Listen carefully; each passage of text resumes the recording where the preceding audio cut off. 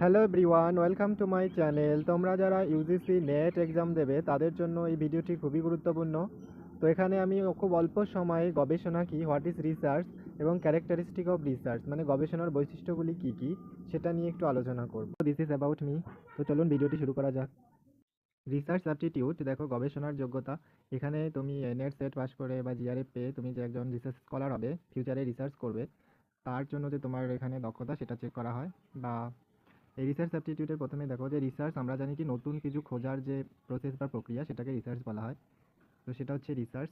What is research? এই রিসার্চের দেখো, এই রিসার্চের প্রত্যেকটা লেটারের কিছু অর্থ আছে, সেই অর্থগুলো এখানে দেওয়া আছে। প্রথমে আর্থে হচ্ছে র্যাশনাল ওয়ে অফ থিঙ্কিং, ইতে হচ্ছে কি এক্সপার্ট, এসতে সার্চ বা সলিউশন, ইতে হচ্ছে এক্স্যাক্টনেস, তারপর এতে দেখো অ্যানালাইসিস, আরতে হচ্ছে কি রিলেশন অফ ফ্যাক্ট, সিতে হচ্ছে ক্রিটিক্যাল অবজারভেশন, আর এইচতে হচ্ছে অনেস্টি বা হার্ডওয়ার্ক।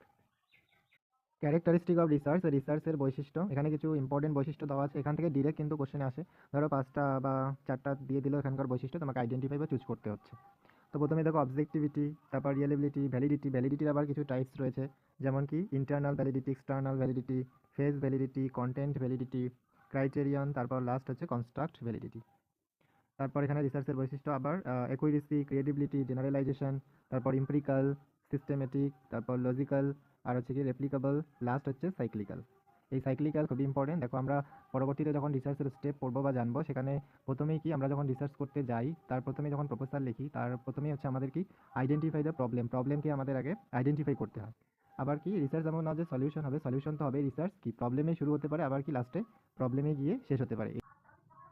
তো এই ভিডিওটিতে তোমাদের যদি একটুও সাহায্য হয়ে থাকে তাহলে লাইক, কমেন্ট, শেয়ার করতে ভুলবে না। আর তোমরা যে ইউজিসি নেট বা ডাব্লিউবি সেটের প্রিপারেশন নিচ্ছ, পেপার ওয়ানের কোথায় কোথায় সমস্যা হচ্ছে তোমরা কমেন্টে জানাতে পারো।